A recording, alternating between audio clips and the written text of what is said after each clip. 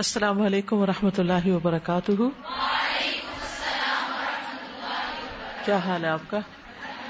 الحمدللہ. اعوذ باللہ من الشیطان الرجیم.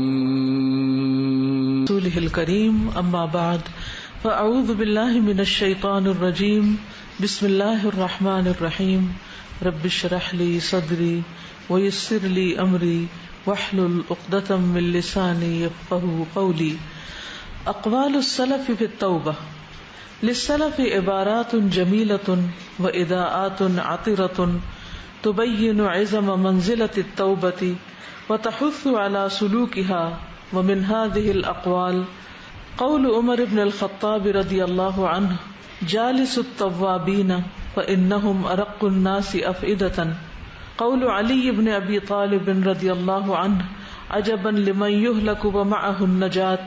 قیل له وما هي؟ قال التوبة والاستغفار. قول احمد بن عاصم الانطاکی هذه غنیمة باردة اصلح فيما بقي يغفر لك فيما مضى. قول سعید بن المسیب انزل الله قوله تعالى فإنه كان للأوابين غفورا. في الرجل يذنب ثم يتوب ثم يذنب ثم يتوب. قول الحسن البصري التوبة النصوح ندم بالقلب واستغفار باللسان وترك بالجوارح وإدمار ألا يعود. قول الفضيل بن عياض كل حزن يبلى إلا حزن التائب.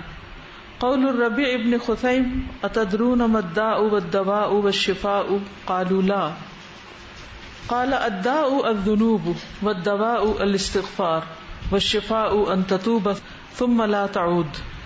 قول طلق بن حبيب إن حقوق الله أعظم من أن يقوم بها العبد فأصبحوا تائبين وأمسوا تائبين. قول شقيق البلخي علامة التوبة البكاء على ما سلف والخوف من الوقوع في الذنب وهجران إخوان السوء وملازمة الأخيار. قول ابی علی الروذباری من الاغترار ان تسیء فیحسن الیک فتترک التوبة توہما انک تسامح فی الہفوات.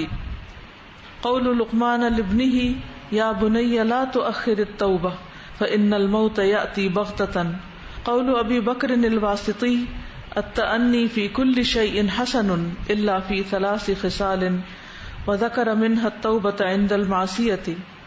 قول ابراہیم ابن ادہم من اراد التوبة فلیخرج من المظالم ولیدع مخالطة الناس ای فی الشر والا لم ینل ما یرید. قول یحیی بن معاذ الذی حجب الناس عن التوبة طول الامل وعلامة التائب اسبال الدمعة وحب الخلوة والمحاسبة للنفس عند كل ہمة. توبہ کے بارے میں اسلاف کے اقوال. سلف کی کچھ خوبصورت عبارات ہیں اور خوشبودار روشنیاں ہیں جو توبہ کی عظیم منزلت کو واضح کرتی ہیں اور اس پر چلنے کی ترغیب دیتی ہیں. اور ان اقوال میں سے کچھ یہ ہیں. سیدنا عمر ابن خطاب رضی اللہ عنہ کا قول ہے توبہ کرنے والوں کے پاس بیٹھو کیونکہ ان کے دل سب لوگوں سے زیادہ نرم ہوتے ہیں. سیدنا علی ابن ابی طالب رضی اللہ عنہ کا قول ہے تعجب ہے اس شخص پر جو ہلاک کر دیا جائے حالانکہ اس کے پاس نجات کا سامان ہے. پوچھا گیا وہ کیا ہے؟ کہا توبہ اور استغفار. احمد ابن عاصم انطاکی کا قول یہ ٹھنڈی غنیمت ہے جو باقی ماندہ زندگی کو ٹھیک کر دے گی اور تیرے لیے اس کو معاف کر دے گی جو گزر گیا. سعید ابن مسیب کا قول ہے اللہ تعالیٰ نے اپنا یہ فرمان جس کا ترجمہ ہے تو یقیناً وہ بار بار رجوع کرنے والوں کے لیے بے حد بخشنے والا ہے. اس آدمی کے بارے میں نازل کیا ہے جو گناہ کرتا ہے پھر توبہ کرتا ہے پھر گناہ کرتا ہے پھر توبہ کرتا ہے. حسن بصری کا قول خالص توبہ دل کی ندامت ہے، زبان سے بخشش کا سوال کرنا اور اعضاء کے ساتھ اس گناہ کو چھوڑ دینا ہے اور دل میں یہ بات رکھنا ہے کہ دوبارہ نہیں کرے گا. فضیل ابن عیاض کا قول تمام غم توبہ کرنے والے کے غم کے آگے فنا ہو جاتے ہیں. ربیع ابن خثیم کا قول ہے کیا تم جانتے ہو کہ بیماری، علاج اور شفا کیا ہے؟ لوگوں نے کہا کہ نہیں. انہوں نے کہا بیماری گناہ ہے، استغفار اس کا علاج ہے، شفا یہ ہے کہ تم توبہ کر لو اور دوبارہ ارتکاب نہ کرو. طلق ابن حبیب کا قول ہے بے شک اللہ کے حقوق اس بات سے بہت زیادہ عظیم ہے کہ بندہ ان کا حق ادا کر سکے. توبہ کرنے والے بن کر صبح کرو اور شام کرو توبہ کرنے والے بن کر، یعنی صبح شام توبہ کرو. شقیق بلخی کا قول توبہ کی نشانی ہے گزشتہ گناہوں پر رونا اور گناہ میں پڑنے سے ڈرنا اور برے لوگوں کے ساتھ میل ملاپ چھوڑ دینا اور نیک لوگوں کی مجلس کو لازم کرنا. ابو علی روزباری کا قول ہے یہ دھوکے کی بات ہے کہ تمہارے ساتھ اچھا سلوک کیا جائے، تم برا کرو تو تم یہ وہم کرتے ہوئے توبہ چھوڑ دو کہ غلطیوں کے بارے میں تم سے معافی کا معاملہ کیا جائے گا. لقمان کا اپنے بیٹے کو کہنا اے میرے بیٹے توبہ میں تاخیر نہ کرو کیونکہ موت اچانک آتی ہے. ابو بکر واسطی کا قول ہے ہر چیز میں ٹھہراؤ کرنا اچھا ہے مگر 3 چیزوں میں نہیں، اور انہوں نے ان میں سے ایک کا ذکر کیا کہ گناہ کے بعد توبہ کرنا. ابراہیم بن ادھم کا قول جو توبہ کرنا چاہتا ہے وہ لوگوں کے حق مارنا چھوڑ دے اور لوگوں سے میل جول بھی چھوڑ دے، یعنی برے کاموں میں، ورنہ وہ اپنے مقصد کو نہیں پا سکتا. یحییٰ ابن معاذ کا قول ہے جو چیز لوگوں کو توبہ کرنے سے روکتی ہے وہ لمبی آرزو ہے کہ ابھی یہ کر لوں، اور توبہ کرنے والے کی علامت ہے آنسوؤں کا گرانا، تنہائی کو پسند کرنا اور ہر کام کے قصد کے وقت اپنے نفس کا محاسبہ کرنا. اب اس کا لفظی ترجمہ دیکھیے. اقوال السلف، سلف کے اقوال. سلف کا مطلب کیا ہے؟ پائس پریڈیسیسرز، گزرے ہوئے نیک لوگ. للسلف عبارات جمیلۃ، سلف کی خوبصورت عبارتیں ہیں. وہ اضاءات اور روشنیاں ہیں. عطرۃ خوشبودار. تبین جو بیان کرتی ہیں عظم منزلت التوبۃ، توبہ کی منزلت یا قدر و قیمت کی بڑائی. وتحث اور ابھارتی ہیں علی سلوکها اس پر چلنے پر.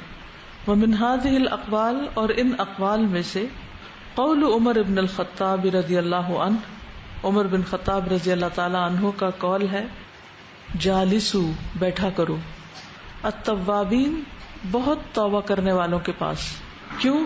فإنہم کیونکہ وہ ارق زیادہ رقیق القلب ہوتے ہیں. ارق رقیق سے نرم ہوتے ہیں، الناس سے لوگوں سے، افئدتاً دلوں کے اعتبار سے دلوں کے بہت نرم ہوتے ہیں. عمر بن خطاب کا کہنا ہے کہ ایسے لوگوں کی مجلس اختیار کرو، کمپنی اختیار کرو، ان سے ملاقات کرو، ان کے پاس بیٹھو کہ جو کثرت سے توبہ کرتے رہتے ہیں، اپنے گناہوں پر شرمندہ ہوتے ہیں، جن کے اندر عاجزی ہوتی ہے، جو اپنے آپ کو نیک نہیں سمجھتے، اور ان کے دلوں کی جو نرمی ہے اس کا فائدہ کیا ہوگا؟ وہ تم پر بھی اثر انداز ہوگی، تمہارے اندر بھی توبہ کرنے کا شوق پیدا ہوگا. یعنی ایسے لوگ صالحین میں سے ہیں. قول علی بن ابی طالب رضی اللہ عنہ، علی بن ابی طالب رضی اللہ عنہ کا قول ہے عجباً تعجب کی بات ہے، لمن اس شخص کے لیے، یہلک جو ہلاک ہو جائے، یعنی ہلاک ہونے والا قابل تعجب ہے، حیرانی کی بات ہے کہ کوئی ہلاک ہو. ومعہ النجات، حالانکہ اس کے پاس نجات کا سامان موجود ہے، تو اور پھر بھی وہ ہلاک ہو رہا ہے. قیل لہ وما ہی، اس سے کہا گیا کہ وہ کیا ہے؟ قال التوبۃ والاستغفار، کہا توبہ اور استغفار. تو بیسیکلی توبہ استغفار کیا ہے؟ نجات کا سامان ہے، بخشش کا سامان ہے، ہلاکت سے بچانے والی ہے. قول احمد بن عاصم الانطاکی، احمد بن عاصم انطاکی، انطاکیہ ایک شہر ہے ترکی میں، اس کی طرف نسبت ہے. ان کا قول ہے ہذہ غنیمت باردۃ، یہ ایک ٹھنڈی غنیمت ہے. دس از سم تھنگ کول، جسے ہم کہتے ہیں، یعنی بہت ٹھنڈی چیز ہے، بہت اچھی چیز ہے. کیا؟ یعنی توبہ. اصلح جو ٹھیک کر دیتی ہے، اصلاح کر دیتی ہے، فیما بقیہ اس کی جو باقی ہے، یعنی باقی زندگی کی اصلاح کر دیتی ہے، باقی زندگی کے کاموں کو درست کر دیتی ہے. یغفر لک فیما مضی، بخش دیتی ہے تیرے لیے اس میں سے جو گزر چکا، یعنی ماضی کے گناہوں کے بخشش کا ذریعہ بنتی ہے اور آئندہ زندگی کی اصلاح کر دیتی ہے. کیا چیز؟ توبہ. قول سعید بن المسیب، سعید بن مسیب کا قول ہے انزل اللہ قولہ تعالی، اللہ تعالیٰ نے اپنا یہ فرمان نازل کیا، کیا؟ فإنہ کان للأوابین غفورا، کہ بے شک وہ بہت زیادہ توبہ کرنے والوں پر بخشش فرمانے والا ہے. اوابین کا مطلب جو بار بار رجوع کرنے والے، اوابین بار بار رجوع کرنے والے، ان کے لیے وہ بخشش فرمانے والا ہے. الرجل اس شخص کے بارے میں اتری ہے یذنب جو گناہ کرتا ہے، ثم یتوب، پھر توبہ کرتا ہے، ثم یذنب، پھر گناہ کرتا ہے، ثم یتوب، پھر توبہ کرتا ہے. تو اسی لیے اس کو بار بار پلٹنے کی ضرورت رہتی ہے. تو اس سے کیا پتہ چلتا ہے کہ جتنی دفعہ گناہ ہو جائے اتنی دفعہ توبہ کر لینی چاہیے، کیونکہ اللہ تعالیٰ اوابین کو بخش دیتا ہے. تو اواب کون ہوتا ہے؟ جو بار بار رجوع کرے. قول الحسن البصری، اور یہ جو اوپر بات ہے نا، جو باقی بچا ہے اس کی اصلاح کر دے گی توبہ، اور جو گزر چکا اس کی بخشش ہو جائے گی اس کے ذریعے.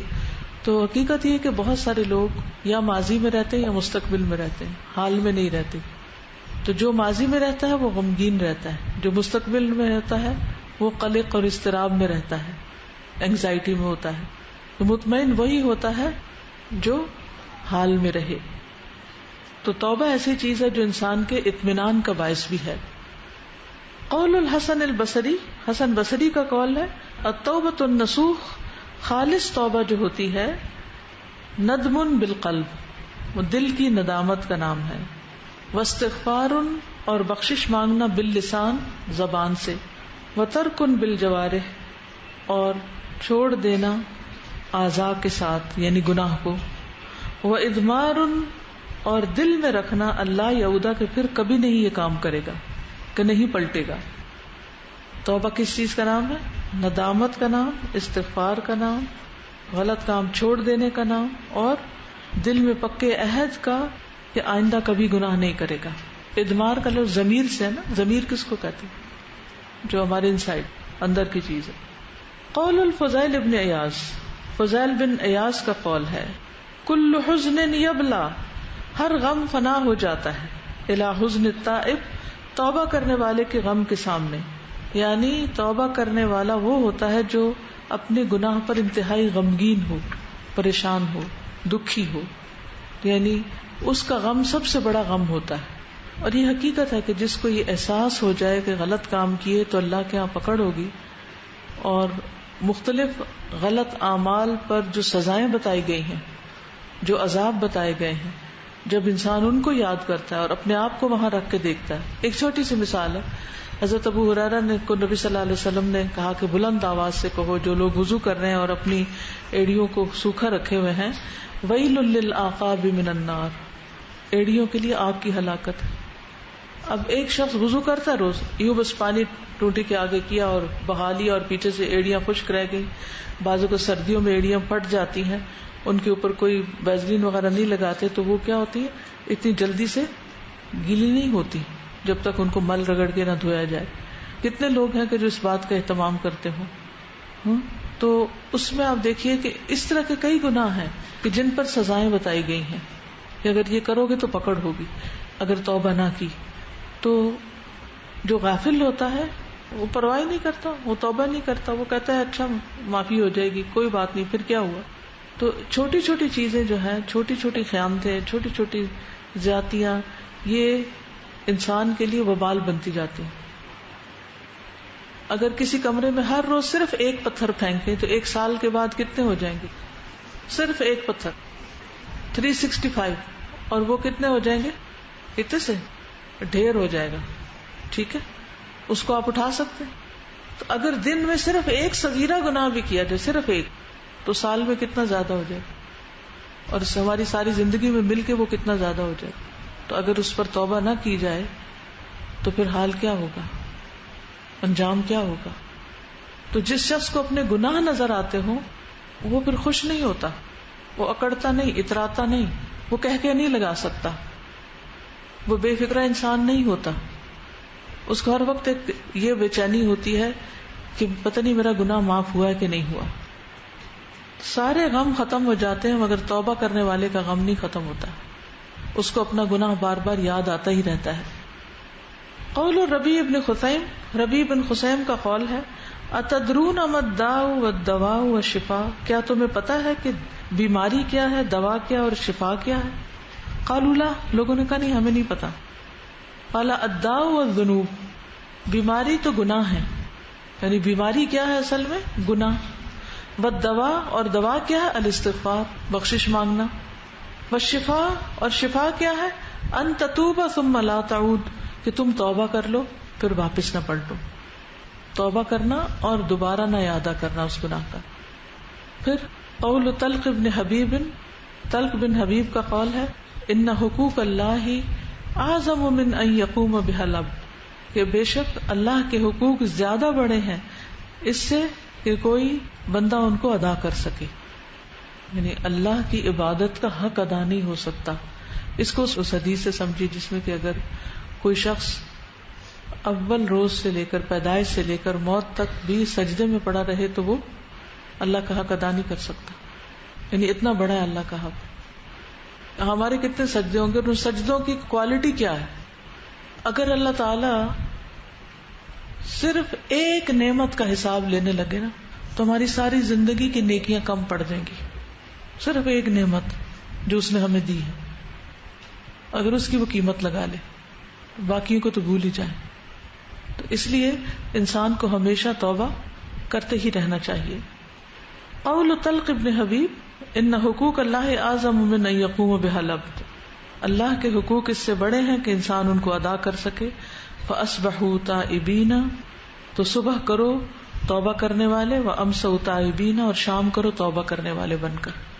یعنی صبح شام توبہ کرتے رہو، ڈیلے نہ کرو، اس سے غفلت نہ برتو. قول شقیق البلخی، شقیق بلخی کا قول ہے علامت التوبہ، توبہ کی علامت البکاء علی ما سلف، رونا ہے اس پر جو گزر چکا، یعنی پچھلے گناہوں پر رونا. والخوف من الوقوع فی الذنب، اور ڈرنا اس بات سے کہ گناہ میں پڑ جائیں گے. گناہ کے اندر وقوع کا مطلب گر پڑنا، گناہ میں پڑنے کا خوف ہو. وہجران و اخوان السوء، اور چھوڑ دینا برے بھائیوں کا یعنی برے دوستوں کا، برا میل ملاپ. وملازمۃ الاخیار، اور لازم پکڑنا نیک لوگوں کی مجلس کو. یعنی توبہ کب ہوتی ہے پوری؟ نمبر 1 بتائیے، گزرے ہوئے گناہوں پر رونا. نمبر 2 آئندہ گناہ کرنے سے ڈرنا. نمبر 3 بری کمپنی اور برے دوست چھوڑنا. اور نمبر 4 اچھے دوست اختیار کرنا. 99 لوگوں کے قاتل کو کیا مشورہ دیا گیا تھا توبہ کرنے کے لیے؟ جب اس نے کہا کہ کیا میری توبہ ہو سکتی ہے تو کہا ہو سکتی. پہلوں نے تو کہا تھا نا ہو ہی نہیں سکتی. اس نے کہا کہ طریقہ کیا ہے؟ کہا وہ بستی چھوڑ دو جہاں پر تم قتل کرتے ہو، جگہ چھوڑ دو، نیک کمپنی اختیار کرو. یہ بہت بڑی حکمت کی بات ہے، بہت فائدے کی بات ہے کہ انسان اگر کسی خاص جگہ پر رہ کر گناہ نہیں چھوڑ پا رہا تو وہ اس جگہ کو تبدیل کر لے. اگر کچھ خاص لوگوں کی کمپنی میں وہ غیبت کرتا ہے یا بری باتیں کرتا ہے تو ان لوگوں سے میل ملاپ چھوڑ دے، ان سے تعلق نہ رکھے. کہتے ہیں نا کہ برے ہم نشین سے تنہائی بہتر ہے. اکیلا رہ لے انسان، نہ ہو اس کا کوئی دوست، نہ ہو اس کی کوئی کمپنی، یہ زیادہ بہتر ہے بنسبت اس کے کہ ایسی کمپنی اختیار کرے کہ جس میں انسان کے بگاڑ کا اندیشہ ہو.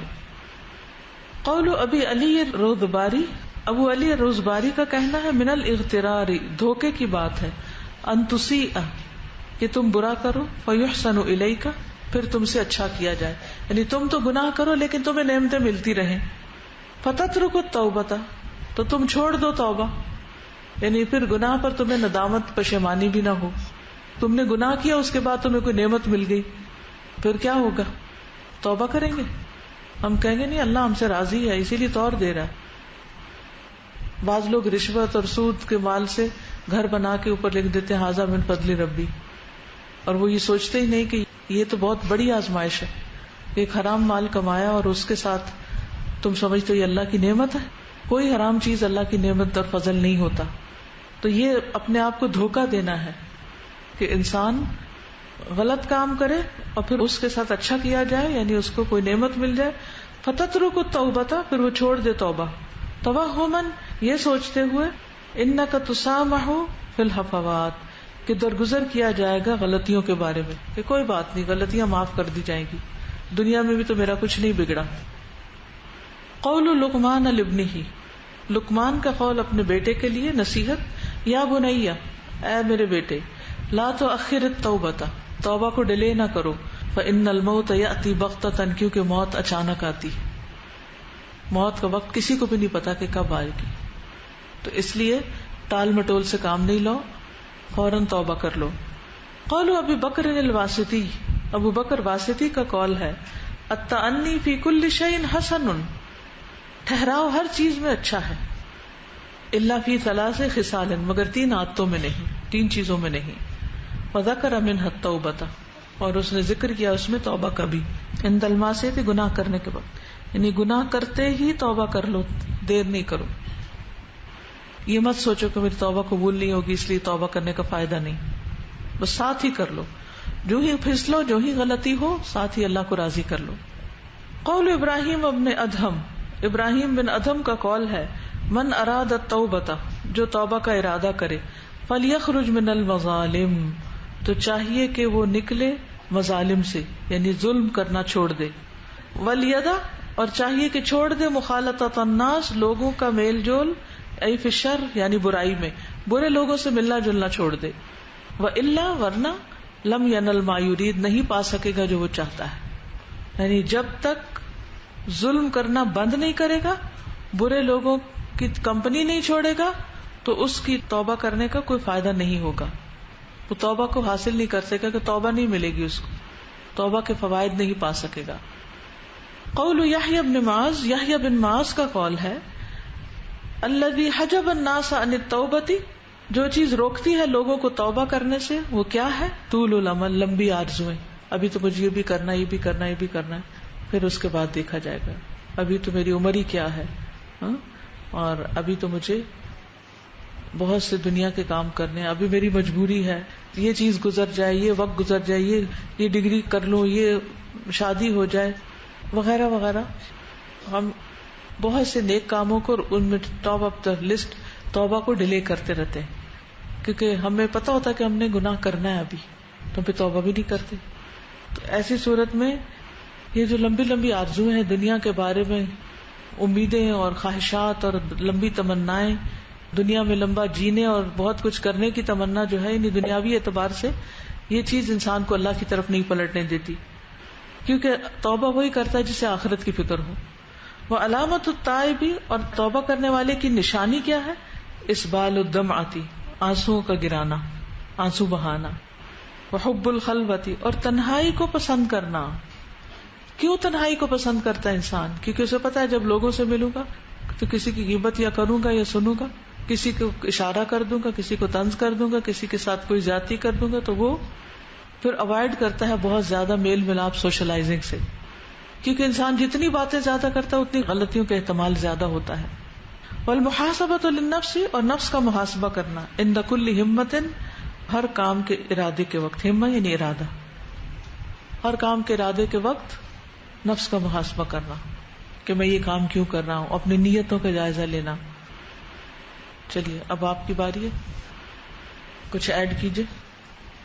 السلام علیکم استاذہ. دس پوائنٹ نمبر 7 قول الربیع من حسین. This basically reminds me of an experience that I had from workplace. Once what happened was that I received a patient on an emergency night, and he presented in a lot of pain, and basically unka پیٹ میدے کی تکلیف تھی بہت زیادہ. تو تکلیف کی شدت کچھ زیادہ ہی تھی. He couldn't even stay there for long. He just went and lied on the bed, and he was tossing and turning or moaning and stuff. So I just went and examined and stuff, and I asked a few questions and asked him if he eats chocolates and coffee and drinks cigarette and stuff. So he's like yes.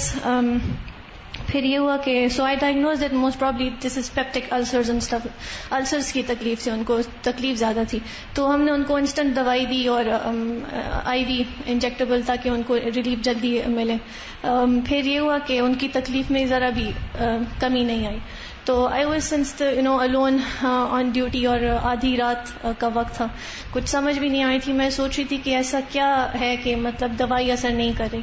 پھر ان کے پاس گئی تھوڑی دیر بعد کہ کیسی ہے تکلیف آپ کی, تو انہوں نے کہا کہ کوئی فائدہ نہیں ہو رہا.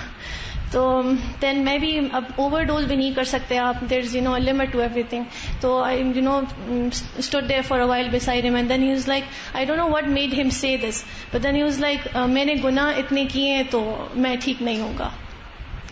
تو all I had to say to him was that آپ نے کبھی توبہ کی ہے, کبھی اپنے گناہوں کے لیے استغفار کیا ہے؟ کیونکہ Allah's mercy outweighs his wrath, یعنی ان کی رحمت زیادہ بڑی ہے. And you wouldn't believe, Ustaza, by the time I only, reached my seat and I looked back, the person was, fast asleep and he had, alhamdulillah, received, I don't know, it's like, یہاں پہ مجھے اتنی حیرانی ہوئی جب میں نے یہ سنا کہ بیماری basically is your sin and شفا جو ہے تو وہ استغفار اور توبہ. It just, clicked to that. اگر ہر مریض کو صرف اتنا ہی سکھا دیا جائے جی, I was thinking کہ اکثر اللہ تو ہمیں بخش دیتے ہیں, ہم خود نہیں بخشتے خود کو, احساس بھی نہیں ہوتا. جی, ہم میں سے کتنے لوگ ہیں جنہیں کوئی تکلیف پہنچے تو وہ استغفار کریں, سر درد ہو یا پیٹ درد ہو یا کوئی بھی بیماری ہو, کیا ہم نے بیماری پہ استغفار کیا؟ استغفار تو ہر مشکل سے نکلنے کا راستہ ہے. حسن بصری کا جیسے قول ہے کہ خالص توبہ دل کی ندامت ہے, کیونکہ توبہ کی جو روح ہے وہ شرمساری ہے, کیونکہ جب ہم توبہ کریں تو خالص اللہ کے لیے توبہ کریں. لیکن میں سوچ رہی تھی کہ بعض لوگ جو ہیں وہ جب گناہ کرتے ہیں, یعنی کوئی بھی ایسا کام کر دے تو ان کی نیت ایسی ہوتی ہے کہ وہ کہتے ہیں کہ اچھی نیت سے وہ کہتے ہیں کہ غلط کام بھی ٹھیک ہو جاتا ہے, یعنی اچھی نیت سے ہم اگر گناہ کریں گے تو وہ بھی ثواب بن جائے گا. میں آپ کو مثال اس کی بتاتی ہوں نا. جیسے اگر کوئی شخص چوری کر رہا ہے, چوری کر کے تو وہ کہتا ہے کہ اس کا جو مال ہے وہ میں صدقہ کر دوں گا, تو وہ گناہ جو ہے وہ تو گناہ لکھا جائے گا جب تک وہ اس کی معافی نہیں مانگے گا. وہ رابن ہوڈ کی کہانی ہے نا, اس میں بھی یہی ہے. بعض لوگ میوزیکل شو کرتے ہیں اور پھر اس کی آمدنی چیریٹی میں دیتے ہیں. استاذہ, جو آیت کو کوٹ کرنے کی بات ہوئی تو یہ دیکھنے میں آیا کہ ایک ایسی سچویشن ہوتی ہے جب کسی کو کچھ سمجھانے کی ضرورت پیش آ رہی ہوتی ہے تو ہم ایک آیت جو ہے نا وہ بول دیتے ہیں بجائے اس کے کوئی بات کریں. اب اگلا بندہ اس کو ایک بات کے طور پہ لے رہا ہوتا ہے اور وہ یہ سوچ کے ہنس پڑتا ہے کہ واہ تم نے کیا موقع پہ بات کی ہے. تو اس وقت ہمیں محتاط ہونے کی ضرورت ہے کہ اللہ کا کلام ہے, یہ دونوں طرف سے کرنے کا کام ہے کہ اگر مجھے کوئی چیز بتائی جاتی ہے اس ٹائم تو میں سیریس ہو کے اس پہ سوچوں کہ ہاں واقعی یہ میرے سے ہو رہا تھا اور اب مجھے اس پہ سوچنا ہے. اور اگر میں کسی کو بتا رہی ہوں تو یہ بھی دھیان رکھنا چاہیے کہ اگلا اس وقت ایسے مزاج میں تو نہیں ہے کہ وہ اس کو ذرا غلط طریقے سے لے لے گا. نہ بنایا جائے. جی بالکل. استاذہ, جب بالکل سٹارٹنگ میں یہاں پہ آئی تھی تو جب بھی میرے بابا کی کال آتی تھی تو مجھے ہمیشہ یہ کہتے تھے آپ میرے لیے دعا کرنا. تو پتہ نہیں, اب تو مجھے یاد نہیں وہ کون سا لیکچر تھا یا کون سی آئی تھی, تو میں انہیں ہمیشہ کہتی تھی آپ استغفر اللہ کیا کریں اور آپ اللہ تعالیٰ سے دعا مانگیں کہ وہ آپ کو آپ کے گناہ دکھا دے اور پھر آپ سے توبہ کروا لے اور اس پہ آپ کو قائم رہنے کی توفیق دے. لیکن ان کو میری بات سمجھ نہیں آتی تھی شاید, یا مجھے اس طرح کنونس کرنا بھی نہیں آتا تھا سٹارٹنگ میں.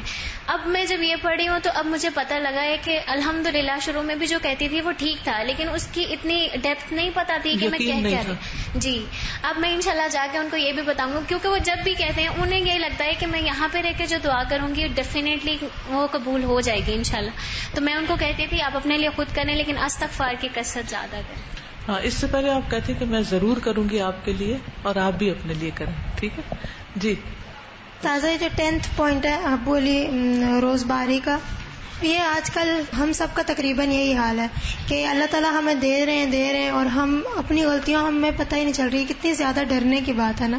بالکل, کہ ہمیں ملتا جاتا ہے اور ہم بے فکر ہو جاتے ہیں. یعنی جو بھی نعمت ہمیں ملتی ہے کبھی ہم نے سوچا کہ یہ امحال ہے یا فضل ہے. امحال کا کیا مطلب, یعنی ڈھیل دی ہے اللہ تعالیٰ نے, اور آتا ہے نا امہلہم رویدا, یا استدراج ہے. تو انسان کو کبھی بھی گناہ کے بعد اگر کوئی چیز, کوئی دنیاوی نعمت ملتی بھی ہے غلط کام کر کے خود کو یا کسی اور کو, تو اس سے دھوکہ نہیں کھانا چاہیے. کیونکہ بعض اوقات لوگ یہ کہتے ہیں کہ دیکھو لوگ کیا کیا غلط کام کرتے ہیں اور کتنی ترقی کرتے جا رہے ہیں. خاص طور پر جب ماں باپ بچوں کو سمجھاتے ہیں نا کہ آپ نے جھوٹ نہیں بولنا, نقل نہیں کرنی پیپرز میں, یا کوئی بھی ان ایتھیکل کام نہیں کرنا, تو وہ آگے سے کیا کہتے ہیں کہ سب کر رہے ہیں اور وہ ہم سے آگے نکل رہے ہیں غلط کام کر کے, اور آپ ہمیں روکتے ہیں. تو ایسی صورت میں اس سے دھوکہ نہیں کھانا چاہیے کہ کوئی غلط کام کر کے اگر آگے نکلا بھی ہے تو ایسا نہیں کہ وہ غلطی اللہ کی نظر میں نہیں, اللہ تعالیٰ کو پتہ نہیں اس غلطی کا. میرا سوال ہے کہ آپ نے کہا کہ وہ بیڈ کمپنی سے حلق اٹھانا چاہیے، لیکن اگر وہ کمپنی آپ کے قریبی رشتہ داروں کی ہو تو پھر کس طرح مطلب ان کے ساتھ لین دین تو ہو، لیکن بہت لمبی مجلسیں نہ ہو ان کے ساتھ، بہت زیادہ لمبی چوڑی بات چیت، یعنی سوشلائزنگ بہت زیادہ نہ ہو، اپنے کام سے کام رکھا جائے. اگر اپنے والدین ہی ہوں، مطلب کئی دفعہ ظاہر ہے ان میں بھی ہوتی ہیں برائیاں. ہاں ٹھیک ہے، بعض اوقات مجبوری ہوتی ہے، لیکن والدین کے ساتھ بھی ہر وقت تو نہیں بیٹھا جاتا نا. انسان اپنی نماز روزہ کرے، اپنی اسٹڈیز میں ٹائم لگائے، اپنے کاموں میں لگائے. السلام علیکم. اس میں یہ جو بھی ہم نے حضرت عمر رضی اللہ کا قول پڑھا ہے کہ توبہ کرنے والوں کے پاس بیٹھو کیونکہ ان کے دل سب سے زیادہ نرم ہوتے ہیں. تو اس سے مجھے ایک یاد آیا کہ ہمارا اس طرح ایک ٹرپ تھا ریہیبلیٹیشن سینٹر میں، تو وہاں پہ سارے وہ لوگ تھے جو کسی بھی طرح ڈرگز میں پڑے ہوئے تھے، کوئی ایسی ڈرگز میں. تو جس شخص سے مجھے بات کرنی پڑی تو وہ الکوہولک تھا اور وہ 8ویں مرتبہ ریہیب میں آیا تھا. اس نے یہ کہا کہ ایک تو بیڈ کمپنی کے میرے دوست مجھے واپس کھینچ کے اس طرف لے جاتے ہیں، میں منع کرتا ہوں لیکن پھر بھی میں پتہ نہیں کیسے ان کی طرف چلا جاتا ہوں، پھر اس میں پڑ جاتا ہوں.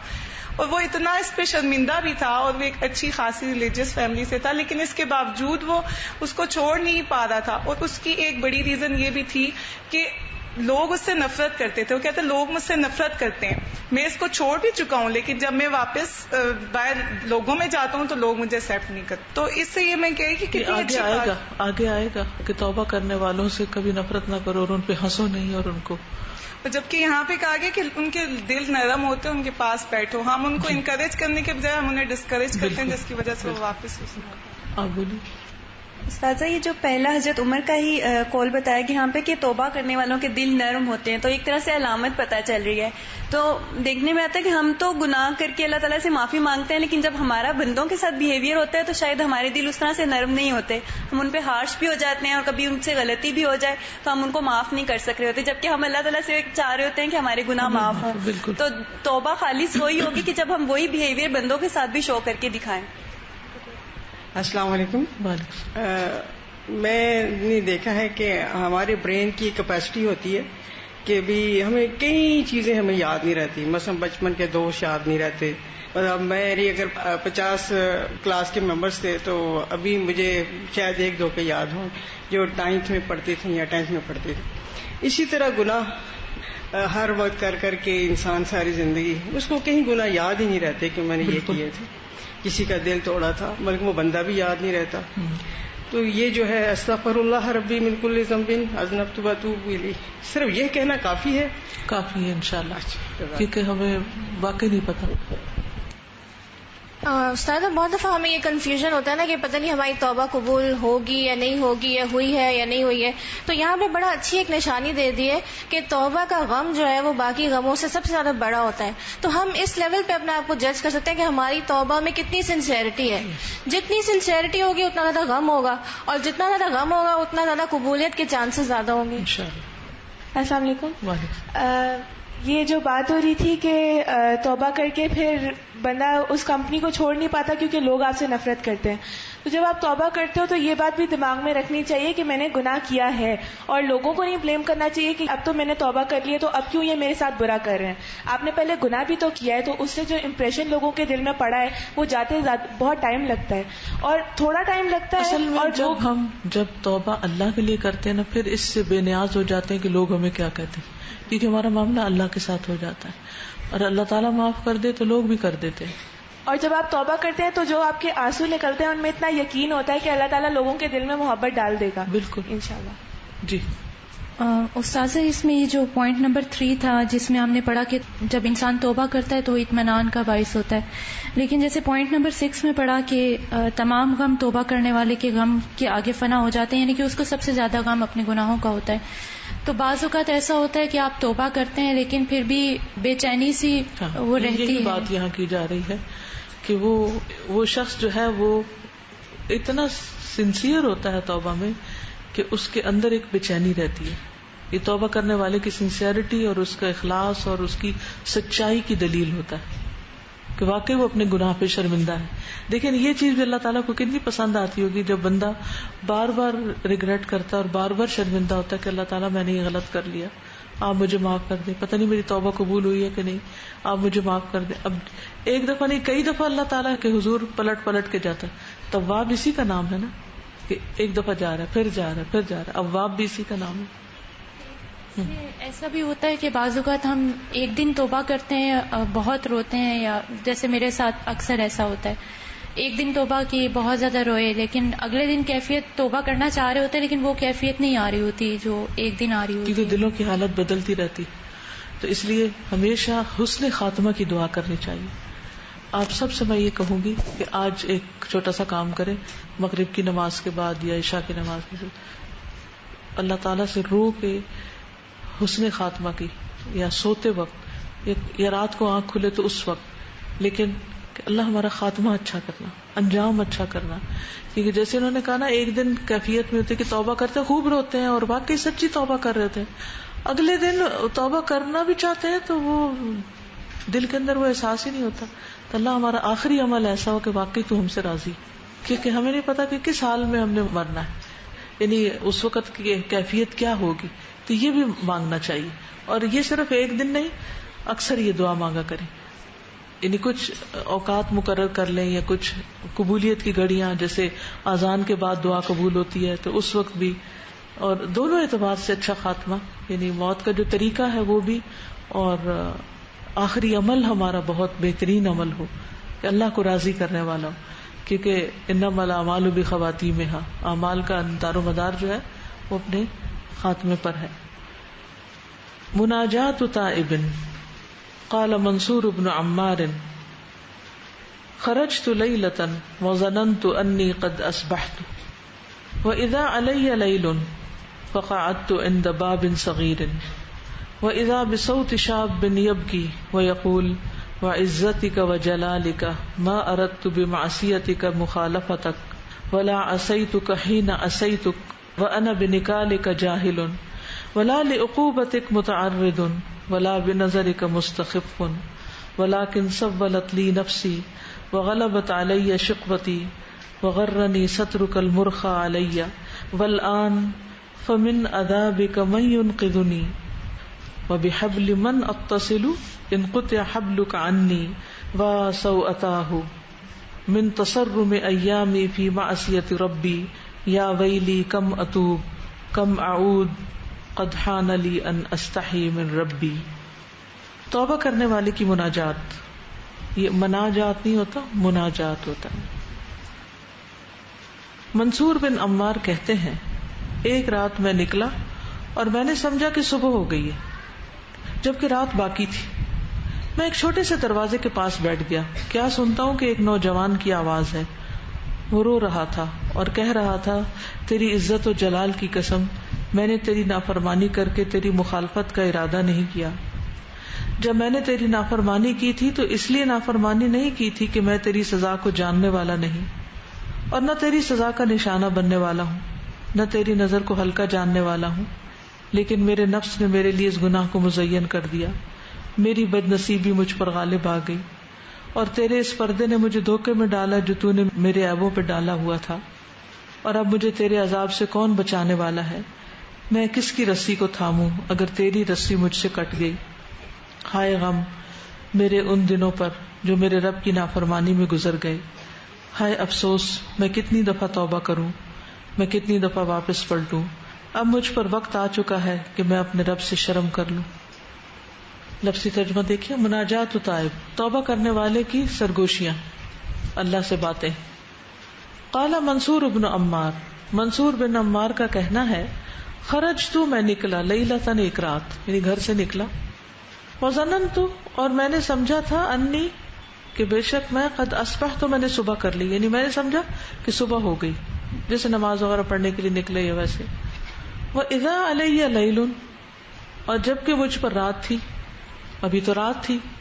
فقعدت تو میں بیٹھ گیا, عند باب صغیر ایک چھوٹے سے دروازے کے پاس, کسی کے گھر کے دروازے کے باہر بیٹھ گیا. وہ تھلی سی بنی ہوتی ہے, جو سیڑھی سی بنی ہوتی ہے, تو انسان یعنی بینچز تو نہیں لگے ہوتے بہت سی جگہوں پر, تو ایسے دروازوں پہ لوگ بیٹھ جاتے ہیں, یعنی صرف ویٹ کرنے کے لیے. وَإِذَا بِصَوْتِ شَابٍ تو دیکھا کہ آواز ہے ایک نوجوان کی. یبکی جو رو رہا تھا، ویقول اور کہہ رہا تھا، وعزتک قسم ہے تیری عزت کی، وجلالک اور تیرے جلال کی، بزرگی کی، ما اردت بمعصیتک نہیں میں نے ارادہ کیا تیری نافرمانی کا، مخالفتک تیری مخالفت کرتے ہوئے، میں نے اس لیے گناہ نہیں کیا کہ میں تیری مخالفت کرنا چاہتا تھا، تیرے حکم کو ماننا نہیں چاہتا تھا، ولا عصیتک اور نہ میں نے نافرمانی کی تیری، ہی نہ عصیتک جب میں نے نافرمانی کی تیری، وانا بنکالک جاہل کہ میں تیری سزا سے جاہل ہوں، ایسا نہیں تھا کہ مجھے سزا کا پتہ نہیں تھا، نکال لما بین یدی پڑھا نا، نکال یعنی میں تیری سزا سے ناواقف نہیں تھا، جاہل نہیں تھا، ولا لعقوبتک متعرض اور نہ تیری سزا کے لیے نشانہ بننے والا، یعنی کہ میں اس بات سے غافل نہیں تھا کہ تیری سزا نہیں ہوگی مجھ پر، ولا بنظرک مستخف اور نہ تیری نظر کو ہلکا جاننے والا کہ تو مجھے دیکھ رہا ہے، مجھے پتا تھا تو دیکھ رہا ہے، ولکن سولت لی نفسی لیکن میرے نفس نے میرے لیے اس معاملے کو آسان کر دیا۔ یہ کہاں آتا ہے قرآن میں؟ سورۃ یوسف میں آتا ہے اس معنی کی ادائیگی۔ وغلبت علی شقوتی اور غالب آ گئی مجھ پر میری بدبختی، یہ کہاں آتا ہے؟ ربنا غلبت علینا شقوتنا، کون سی صورت ہے؟ سورۃ المومنون کے آخر میں آتا ہے کہ اللہ ہماری بدبختی ہم پر غالب آ گئی۔ وغرنی اور دھوکے میں ڈالا مجھے، سترو کا تیرے پردے نے، المرخا جو ڈالا ہوا ہے، علیہ مجھ پر، یعنی تو نے میرے گناہ کو ڈھانپا ہوا ہے، تو چھپ کے میں نے جو غلط کام کیا وہ اس وجہ سے کر لیا کہ کوئی اور دیکھ نہیں رہا، ورنہ مجھے احساس تھا کہ میں غلط کر رہا ہوں۔ یہ ہے اعتراف گناہ، یعنی یہ باتیں کیوں کر رہے ہیں کہ اللہ میں تجھ سے ڈرتا ہوں، میں اعتراف کرتا ہوں، مجھے یہ ساری باتیں پتہ تھی لیکن پھر بھی میرا نفس مجھے پھسلا گیا اور اس وقت میری بدبختی مجھ پہ غالب آ گئی۔ والآن اور اب تو جو ہونا تھا ہو گیا، فمن عذابک من ینقذنی تیرے عذاب سے کون مجھے بچائے گا، وبحبل من اتصل ان قطعت اور رسی من اتصل جس سے میں جڑوں، ان قطعت حبل کا اگر کٹ جائے تیری رسی، انی مجھ سے، اور میں کس کی رسی سے جڑوں، کس کی رسی پکڑوں، کس کی رسی تھاموں اگر تیری رسی مجھ سے کٹ گئی، یعنی تو نے مجھے چھوڑ دیا تو پھر میرا کوئی نہیں۔ واہ سوءتہ ہائے برا ہو، من تسرم ایامی گزرنا میرے دنوں کا، فی معصیت ربی میرے رب کی نافرمانی میں، یعنی برا ہو یا ہائے غم بھی کہہ سکتے ہیں اس کو، واہ سوءتہ ہائے غم، ہائے افسوس، کس پر افسوس کر رہا ہے؟ ان دنوں پر جو نافرمانی میں گزرے اپنے رب کی۔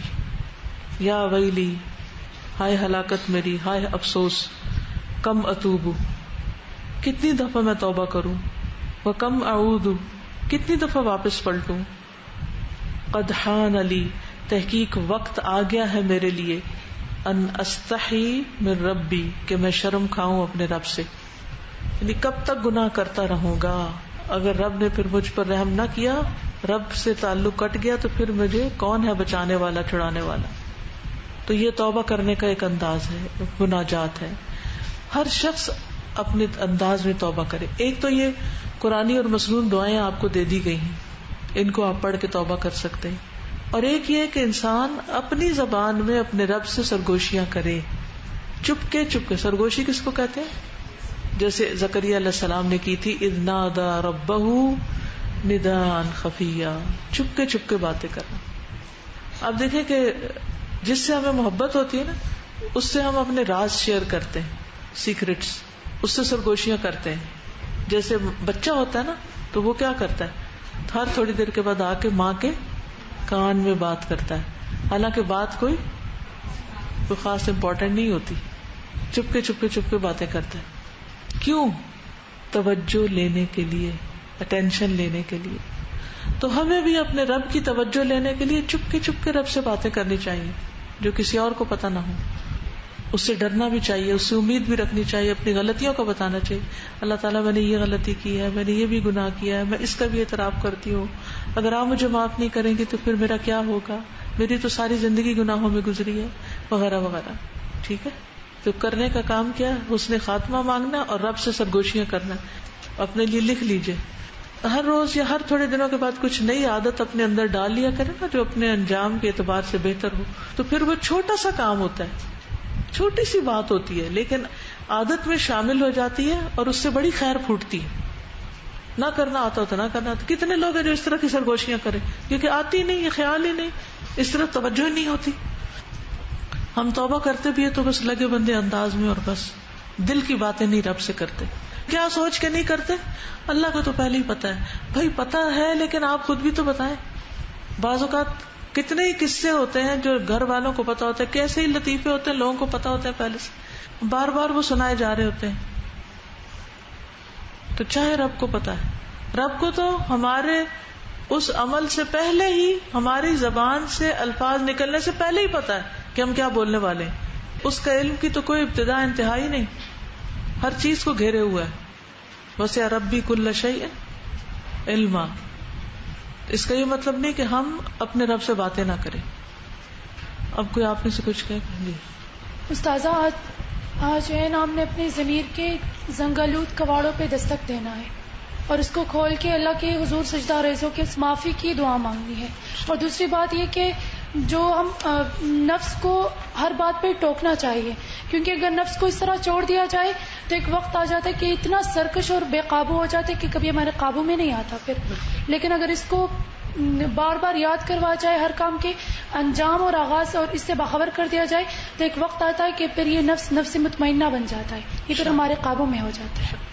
سازا میں سوچ رہی تھی کہ میں ایک خالق سے اور ایک مخلوق سے توبہ کرنے کی نا اس کو کمپیئر کر رہی تھی. تو مخلوق سے جب ہم سوری کرتے ہیں, معافی مانگتے ہیں, اپنے آپ سے پہلے مخلص ہوتے ہیں, اپنے آپ کو میسج کنوے کرتے ہیں کہ اس کے بعد میں اس کی نافرمانی تو نہیں کروں گی. اور جب ہم اس سے سوری کرتے ہیں ہم اس کو بھی یقین دہانی کرواتے ہیں کہ آج کے بعد میں ایسا کام نہیں کروں گی جس سے تمہیں غصہ آئے گا. اور اگر خیال بھی گزرے ہمارے دل میں کہ ہم دوبارہ یہ کام کریں, فوراً سے اس بندے کا خیال آتا ہے وہ پھر مجھ سے ناراض ہو جائے گا. لیکن جب خالق سے ہم توبہ کرتے ہیں, بس ایک زبان سے ہم توبہ کرتے ہیں. ابھی یہاں پہ بات ہو رہی تھی نا کہ ہم اب روئیں, آنسو بہائیں, تو میں ایسے بھی ایک لڑکی کو جانتی ہوں جو کہتی مجھے توبہ کرتے ہوئے رونا نہیں آتا, مطلب اپنے گناہوں کی جب معافی مانگتی ہوں رونا نہیں آتا. میں اپنے کسی دکھ کو یاد کرنے لگ جاتی ہوں جس کی وجہ سے مجھے رونا آتا ہے لیکن میرا دل مطمئن نہیں ہوتا. تو میں یہ سوچ رہی تھی جب وہ اپنے گناہوں پر روتی ہی نہیں ہے تو اس کا دل کیسے مطمئن ہوگا. اور ایک اور پوائنٹ ابھی میرے مائنڈ میں آیا تھا کہ میں نے ایک بک میں پڑھا تھا کہ اپنی دعاؤں میں جتنا حصہ آپ درود شریف کا کرو گے نا تو وہ زیادہ قبولیت کی قبول جلدی ہوتی ہیں. لیکن جب تک ہم اپنے الفاظ سے اپنی زبان سے وہ دعائیں نہیں کرتے ہیں نا ہمیں کوئی مزہ نہیں اتنا زیادہ آتا. مطلب جب تک زبان سے دعا نکالتے ہیں تب یقین زیادہ آتا ہے کہ اللہ تعالیٰ سنیں گے, اگرچہ ہم ہمارے دلوں کے رازوں کو بھی جانتے ہیں. یہ جو لقمان حکیم نے اپنے بیٹے کو نصیحت کی تھی, بعض اوقات ہم توبہ اس لیے نہیں کرتے کہ ہماری عادت بھی نہیں ہوتی. تو بچپن سے اگر ہم عادت ڈالیں, بچے کوئی مسٹیک کریں تو انہیں فوراً کہے توبہ کریں. بالکل. تو یہ بھی جو ہے اور اللہ سے توبہ کرنے, کیونکہ جب بچہ کوئی غلطی کرتا ہے نا تو وہ صرف ماما سوری کرتا ہے, آپ مجھے معاف کر دیں. تو اس کو اس وقت سکھانا چاہیے کہ میں تو کر دوں گی لیکن آپ اللہ سے معافی مانگو کہ آپ نے اللہ کی نافرمانی کی ہے. ہم اس کو اپنا پرسنل معاملہ نہ بنائیں, ایگو کا معاملہ نہ بنائیں. اس بچے کو یہ احساس ہو کہ ماں کی نافرمانی بھی ایسا نہیں کہ صرف ماں کو ناراض کرنے والی چیز ہے, یہ اللہ کو ناراض کرنے والی چیز ہے. استاد میں نے ایکسپیرینس کیا ہے کہ جو معافی ہم لوگ رات کو اٹھ کے مانگتے ہیں نا, ایک بار ایسا ہو کہ مطلب میں رات کو مجھے نیند نہیں آ رہی ہے اور مطلب کافی تھکی ہوئی تھی, کچھ ایسا بھی ہوا تھا. تو میں یہ سوچ رہی تھی کہ میں کیا کروں, اتنا بے چینی اندر مطلب جیسے کچھ چل رہا تھا. تو میں اٹھی, میں نے نماز پڑھی. تو جب میں نے مطلب اس وقت رو کے جو توبہ کی اور نماز پڑھی تو اس کے بعد اتنی مطلب کیونکہ وہ تنہائی کا وقت تھا نا, سب سو رہے تھے. تو یہ واقعی بات ہے کہ رات کی تنہائیوں میں جو اور اکیلے بستر میں منہ دے کے جو اللہ سے باتیں ہو سکتی ہیں, یا رونا ہو سکتا ہے اور معافی مانگنا ہو سکتا ہے, اس کا کوئی پیرالل نہیں. اور اس پہ اتنا مزہ آتا ہے کہ انسان کہتا ہے میں روز ہی ایسا کروں. بالکل. تو انسان پھر اپنے آپ کو, اور خاص طور پہ رات کا پچھلا حصہ, اسی لیے جنت میں جانے والوں کی کوالٹی بتائی گئی ہے وبالاسحار ہم یستغفرون, کہ وہ راتوں کو استغفار کرتے ہیں. استاذہ پہلے یا دوسرے لیکچر سے جب سے گناہ کی بات شروع ہوئی ہے تو میں سوچ رہی تھی کہ گناہ آگ کی طرح ہوتے ہیں, مطلب آئی واز ویژولائزنگ اٹ. تو جب جسم پہ لگتے ہیں, اگر ویژولی ہمارے سامنے والے حصے پہ لگے تو ہمیں جلدی پتہ چلتا ہے. جیسے روٹی بناتے ہوئے اکثر ہاتھ جل جاتا ہے, تو جتنی سینسٹیو اسکن ہوگی نا اتنی جلدی آگ کا احساس ہوگا اور ہم پیچھے کر لیتے ہیں. مطلب جتنا ہمارا دل نرم ہوگا اور نیکی کی طرف راغب ہوگا, گناہ کا احساس بھی اتنی جلدی پتہ چل جاتا ہے. لیکن اگر جیسے بعض لوگوں کے بال پیچھے سے جل جاتے ہیں یا دوپٹہ پیچھے سے جل رہا ہو, تو ان کی جلن زیادہ ہو جاتی ہے, کیونکہ they can't see it, they can't feel it, کیونکہ ان کے کپڑے وغیرہ وہ ہائڈ آؤٹ ہو جاتے ہیں. بعضوں کا دوسرے کو بتانا پڑتا ہے, اچھا وہ بچا لو, یا نیچے کپڑے وہ دیکھ نہیں رہے ہوتے. تو میں اس کو اپنے امر بالمعروف سے ریلیٹ کر رہی تھی لوگوں کے ساتھ, کہ بعض اوقات جب گناہ ہوتا ہے, ہمارے جسم پہ آگ لگتی ہے تو گوشت جلتا ہے اور اس کی بو ہوتی ہے اور اس کے تعفن ہوتا ہے. بعض لوگوں کو ان کا دل جب جلتا ہے گناہ سے, ان کو وہ بو محسوس نہیں ہوتی ہے, کسی دوسرے کو آ کے بتانا پڑتا ہے کہ تم یہ غلط کر رہے ہو, اور فیل اٹ, تب جا کے اس کی فیلنگ کا احساس ہوتا ہے. لیکن ہمارے ساتھ مجموعی طور پہ بعض اوقات یہ کہ ہم مثلاً یا پھر کسی اور وجہ سے ہم دوسرے کی غلطی نہیں اس کو بتاتے, اور یہ اتنی بڑی بات ہے. اگر وہ اس غلطی کے ساتھ 1 سال 2 سال آپ کے سامنے سروائیو کر رہا ہے اور you are not telling it, تو یہ آپ بھی اس گناہ میں شریک ہے کسی طریقے سے. تو ہمیں یہ کرنا چاہیے. اور دوسرا, اپنے آپ کو تھوڑا مزید سینسٹیو بنانا چاہیے ٹورڈز گناہ, کیونکہ کافر ایسا ہے, بے شک مکھی ہے یا بے شک پہاڑ ہے, گناہ اپنا اثر رکھتا ہے, اور اگر وہ فیل کروا رہا ہے اپنا آپ, تو وہ نہیں جائے گا جب تک استغفار کی یا توبہ کی طرف نہیں جائے. Assalamu alaikum. Ustaza, the last point 10 on page 37 in this, I came across a hadith on Facebook the other day. I would like to share it. I don't know how authentic it is, but it says that a man came to Hassan al-Basri and said, I heard you say that if you commit sins, then Allah prevents you from things. I do all the sins that you can think of, and I don't do many good deeds. And I have a beautiful wife and beautiful kids and a lot of money and land, and I am successful. Allah did not prevent me from anything. How is it that you say that because of sins, Allah prevents you? He replied, do you pray Qiyamul Layl? Do you enjoy your dua? Do you enjoy your salah? That is enough prevention that He prevented you from communicating with Him. Yes. اصل میں ہم نعمتیں صرف سمجھتے ہیں مادی چیزوں کو, تو اللہ کی عبادت کی لذت ہے وہ ہم میں سے کتنوں کو نصیب ہے. سزا آیت یاد آ رہی تھی, بل الانسان علی نفسہ بصیرہ ولو القی معاذیرہ. تو مجھے یہ سمجھ آ رہی ہے کہ سب سے پہلا جو سٹیپ ہوگا توبہ کی طرف جانے کا, وہ یہ کہ انسان اپنی غلطی مانے, ایکسیپٹ کرے. یہ آج کل بہت ٹرینڈ ہوتا جا رہا ہے کہ اندر سے پتہ ہوتا ہے کہ میری غلطی ہے, لیکن وہ دوسرے پہ ڈال دی جاتی ہے. ایون بچے جو ہیں وہ اپنے ماں باپ کو بلیم کر دیتے ہیں کہ نہیں آپ نے, اور یہ ایک ابلیسی صفت ہے کہ جو ابلیس نے جو ہے وہ ایون اللہ تعالیٰ کو کہہ دیا کہ بما اغویتنی. بالکل. تو اس سے ہمیں بچنا چاہیے. بھی شیطانی کام ہے کہ اپنی غلطی خود کرنا اور الزام دوسرے کو دینا. ایسا شخص توبہ کب کرے گا؟ میں ایک آپ سے رہنمائی لینا چاہتی ہوں کہ آج کا میڈیا آپ جیسے لوگوں سے مستفید ہو رہا ہے, اور اس کے کچھ بیڈ ایفیکٹس ہمیں توبہ طائب کے اس طرح کہ ہم گناہوں سے کیسے, ان گناہوں کا کیسے ازالہ کریں, کفارہ کریں, کہ جو ہم نے کیے اور ان پر نادم بھی ہوئے اور آئندہ نہ کرنے کا ہم کچھ ارادہ بھی رکھتے ہیں. جیسے کہ شادی ہم نے کچھ ایسی اٹینڈ کی جس میں بے پردگی کی بہت زیادہ, اور پھر اس پہ شرمندہ ہوئے. لیکن اب آپ بس آئندہ کے لیے اگر چھوڑ دیں تو, اور دوسروں کو بھی روکیں. جہاں پر بے پردگی ہو رہی ہے, ابھی جاری ہے, جو میرے تو ہاتھ میں نہیں ہے لیکن اوروں کے ہاتھ میں چلی گئی, تو وہ مجھے مطلب مجھے اس پہ شرمندگی ہوتی ہے کہ میری تصویریں. سب سے پہلے تم اپنے آپ کے ذمہ دار ہیں, اور پھر اس کے بعد جتنے لوگوں تک ہم پہنچ سکیں, جتنوں کو بتا سکیں. اوکے, جزاکم اللہ خیرا. سبحانک اللہم و بحمدک, اشہد ان لا الہ الا انت, استغفرک و اتوب الیک. السلام علیکم و رحمۃ اللہ وبرکاتہ.